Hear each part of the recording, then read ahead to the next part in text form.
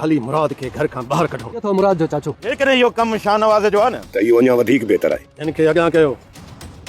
पाण ई ॿोलींदो मुराद घर छॾे करे हली तोते सां ॿ हथ था कयूं घर बदरी वारी ज़िंदगी गुज़ारे थो। त पोइ तोते खे सॼी ख़बर हूंदी। अस्सलाम वालेकुम हाज़रीन ऐं नाज़रीन, ड्रामा सीरियल दुलाब जी नेक्स्ट एपिसोड जी बहितरीन ऐं सनसनीखेज़ ऐं दिलचस्प जेको अपडेट तव्हां सां शेयर कंदासीं। तव्हांखे ॿुधाईंदा हलूं त पुलिस जेको आहे मुराद जे चाचे खे गिरफ़्तार करे वेंदी आहे ऐं उन खां ॾस पतो वठंदी आहे त हल घर में मुराद खे कढी ॾे, लेकिन मुराद उन्हनि जे पुलिस जे हथां नाहे ईंदो, हिकु पासे थियलु हूंदो आहे, काॾों हथु ईंदो, पोइ बि ख़ाली पुलिस मोटी वेंदी आहे। मुराद जेको तोतल खे ॿधी वेठो आहे पंहिंजे भाउ खे चवंदो आहे, बाबा जेको पीरल खे चवंदो आहे त इन खे कुटको ॾियणो पवंदो, पाण ई सभु कुझु ॿुधाईंदो, हीउ शाहनवाज़ ख़ान जो माण्हू आहे, इन वटि कहिड़ा कहिड़ा राज़ आहिनि।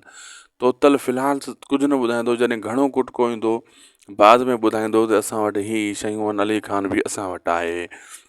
ऐं होॾां जेको आहे राज़नि वारनि खे इहा ख़बर पवंदी आहे त मुराद घर छॾे वियो आहे, पुलिस ख़ाली मोटी वई आहे, हू जेको आहे रूह पुछ थी वियो आहे। ऐं हिते ख़ुशि थींदा आहिनि राज़नि वारा, दर पदरी वारी ज़िंदगी गुज़ारींदो, असांजी जान छुटी पवंदी। ऐं होॾां वरी जेको ककर चवंदो आहे मतां हू नुक़सानु पुॼाए या मतां नुक़सानु न बि पुॼाए मिठड़नि खे, राज़न चवंदो न नुक़सानु पुॼाए सघे थो, जे असां घणो ज़ोर ॾिनोसीं त मिठड़नि खे नुक़सानु पुॼाए सघे थो। अहिड़े हिसाब सां मुराद ईअं ई ॻाल्हि कंदो, जे हीउ कमु शाहनवाज़ ख़ान जो आहे त पोइ शाहनवाज़ ख़ान सां घटि असांखे बि कान करणी पवंदी। हीउ तोतल जॾहिं ॿोले सॼो कुझु ॿुधाए, हीउ तोतो जेको आहे पाणे तोतड़ हिन खे सभु कुझु ॿुधाईंदो दोस्तो अचण वारे एपिसोड्स में।